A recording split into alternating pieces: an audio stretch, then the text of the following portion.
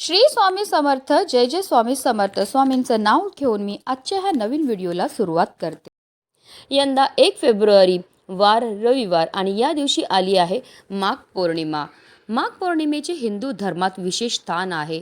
या दिवशी पवित्र नदीत स्नान करणं खूप पवित्र मानलं जातं. जे लोक पौर्णिमेचे व्रत करतात ते चंद्र उगवल्यानंतर चंद्राला अर्घ्य देतात. यावर्षी माघ पौर्णिमेला खास योग जुळून येत आहेत. या दिवशी रवी पुष्य योग आहे. पौर्णिमेच्या दिवशी योग्य पद्धतीने पूजा आणि व्रत केल्याने घरात सुख समृद्धी टिकून राहते. शास्त्रानुसार जेव्हा पौर्णिमा तिथी प्रदोष काळात येते तेव्हा त्या दिवशी पौर्णिमेचं व्रत केलं जातं. त्यामुळे 1 फेब्रुवारी रोजी माघ पौर्णिमेचं व्रत, स्नान आणि दानपुण्य केलं जाईल.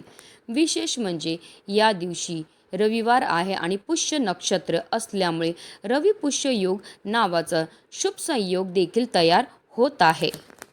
या दिवशी सकाळी 5:30 पासून ते सकाळी 7:09 शुभ मुहूर्त आहे. या काळात स्नानदानासाठी उत्तम आहे. माघ महिन्यातील पौर्णिमेला तेल, ब्लँकेट, वस्त्र, तूप, फळं आणि अन्न यासारख्या वस्तूंचे दान करणं शुभ मानले जाते.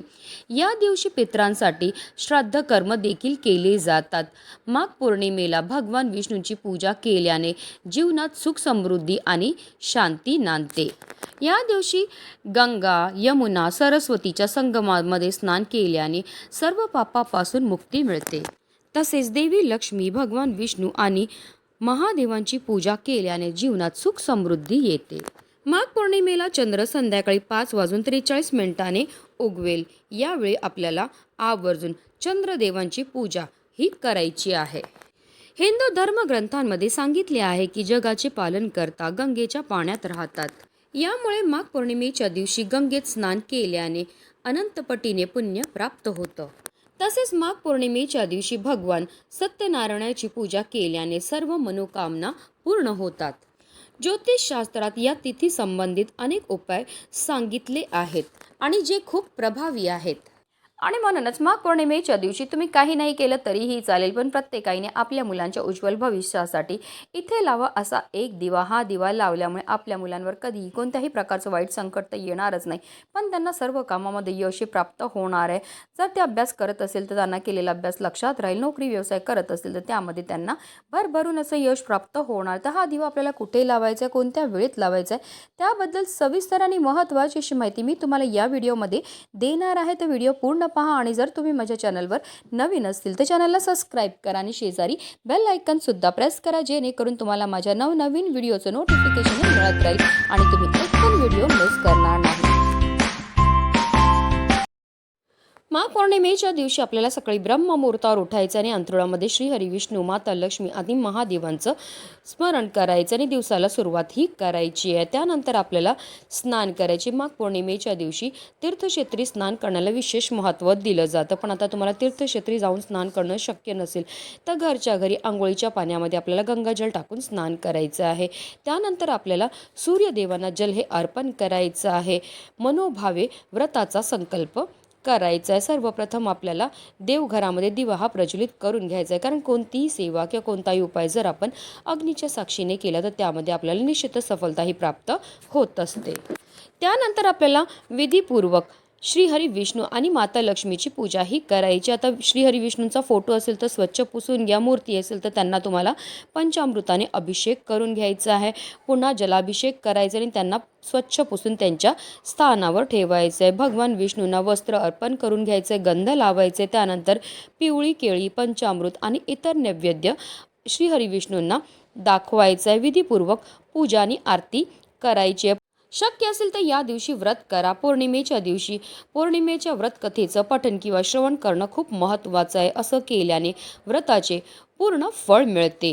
तसेच या दिवशी चंद्रदेवाची सुद्धा आपल्याला विधीपूर्वक पूजा करायची. चंद्रदेवांना आपल्याला जल अर्पण करायचं आणि त्यांची आरतीही करायची आहे. त्यानंतर आपल्याकडनं झालेल्या कळत नकळत चुकांची आपल्याला क्षमायाचनाही करून घ्यायची आहे. अगदी तुमच्यापासून माझ्यापर्यंत प्रत्येक आईला असं वाटतं की आपल्या मुलांना प्रत्येक क्षेत्रामध्ये भरभरून यश मिळालं पाहिजे. जर ते अभ्यास करत असेल तर त्यांना केलेला अभ्यास लक्षात राहिला पाहिजे किंवा ते नोकरी व्यवसाय करत असेल तर त्यामध्ये त्यांना भरभरून यश मिळालं पाहिजे. पण बऱ्याचदा काय होतं ना, आपल्या मुलांमध्ये काही दोष असतात, त्यामुळे सुद्धा त्यांना कोणत्याही क्षेत्रामध्ये यश मिळत नाही. ते मेहनत तर करतात, कष्ट करतात, पण त्यांच्या कष्टाला त्यांच्या नशिबाची साथही मिळत नाही.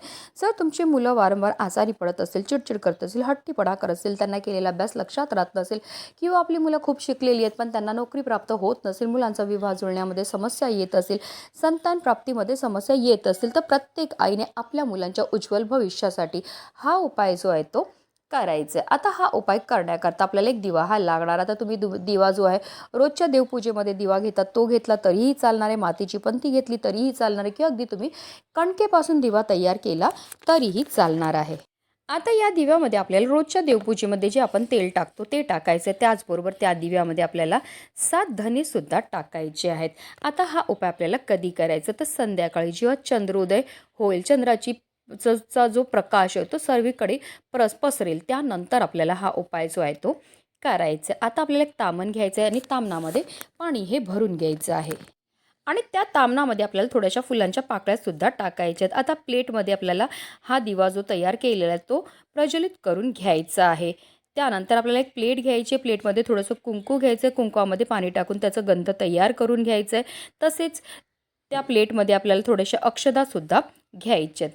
आता हा उपाय जो आहे तो आपल्याला चंद्राच्या प्रकाशामध्ये करायचा. तर एक तर तुम्ही तुमच्या बाल्कनीमध्ये जिकडनं चंद्राचा प्रकाश येत असेल तिथे करायचा आहे, किंवा अगदी तुम्ही घराच्या टेरेसमध्ये किंवा अंगणामध्ये सुद्धा हा उपाय जो आहे तो करू शकतात. आपल्या मुलांना आपल्याला पाटावर बसवून घ्यायचं आहे. आता मुलांना चंद्राच्या प्रकाशामध्ये बसवल्यानंतर ज्या तामणामध्ये आपण पाणी घेतलं होतं, ज्याच्यामध्ये फुलांच्या पाकळ्या ठेवल्या होत्या, त्या तामणाला सुद्धा आपल्याला त्या चंद्राच्या प्रकाशामध्ये ठेवायचं आहे. आता आपल्याला आपल्या मुलांचं औक्षण करायचं आहे. तर ज्या प्लेटमध्ये आपण गंध तयार केलेले त्या गंधाने मुलांच्या कपाळावर टिळा लावायचा आहे, त्यावर अक्षता चिकटवायच्यात आणि त्यानंतर जो दिवा आपण तयार करून घेतलेला आहे त्या दिव्याने आपल्या मुलांचं आपल्याला औक्षण करायचं. म्हणजे 7 वेळा आपल्याला हा दिवा जो आहे तो आपल्या मुलांवरनं ओवाळून घ्यायचा आणि त्यानंतर हा दिवा जो आहे तो आपल्याला उचलायचा आहे आणि जे तामणामध्ये आपण पाणी ठेवलं त्या पाण्यामध्ये आपल्याला हा दिवा जो आहे तो सोडायचा आहे.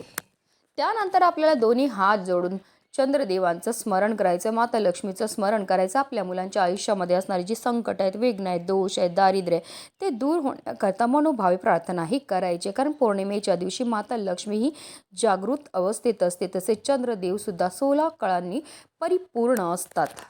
आता जर तुम्हाला एक मुलगा असेल तरी तुम्हाला हा एकच दिवा लागणार आहे. तुम्हाला 2 मुलं असतील तरीसुद्धा तुम्हाला या एकाच दिवाने दोन्ही मुलांचं औक्षण हे करायचं. 2 मुलांकरता तुम्हाला वेगवेगळे 2 दिवे तयार करायची अजिबात गरज नाही. पौर्णिमेच्या दिवशी हा उपाय करण्याला विशेष महत्त्व दिलं जातं. जी आई पौर्णिमेच्या दिवशी हा उपाय आपल्या मुलांकरता करते तिच्या मुलांच्या आयुष्यामध्ये असणारे सर्व संकट अडचणी दूर होतात आणि त्यांची प्रत्येक क्षेत्रामध्ये भरभरून अशी प्रगती व्हायला लागते. आता जो दिवा आपण तामणामध्ये सोडणार आहे तो दिवा कमीत कमी 5 मिनिटं तरी प्रज्वलित राहील याची आपल्याला आवर्जून काळजी घ्यायची आहे. तर हा दिवा जो आहे तो संपूर्ण रात्रभर आपल्याला घराच्या बाहेरच ठेवायचा आहे. आता दुसऱ्या दिवशी आपल्याला काय करायचं, या तामणामध्ये जो दिवा आहे त्या दिव्यामध्ये असणाऱ्या ज्या वाती आहेत तसेच धनी आहेत ते आपल्याला निर्माल्यामध्ये टाकायचं. तसेच हे तामणामध्ये जे पाणी आहे ते तुळस सोडून इतर कोणत्याही झाडाला आपल्याला अर्पण करून घ्यायचं. अशा रीतीने पौर्णिमेच्या दिवशी हा उपाय जो आहे तो प्रत्येक आईने आपल्या मुलांच्या उज्ज्वल भविष्यासाठी करायचं आहे. म्हणूनच व्हिडिओ जास्तीत जास्त लोकांपर्यंत शेअर करा, जेणेकरून प्रत्येकाच्या मुलाच्या आयुष्याचं कल्याण हो हीच मनामध्ये इच्छा. श्री स्वामी समर्थ. जय जय स्वामी समर्थ.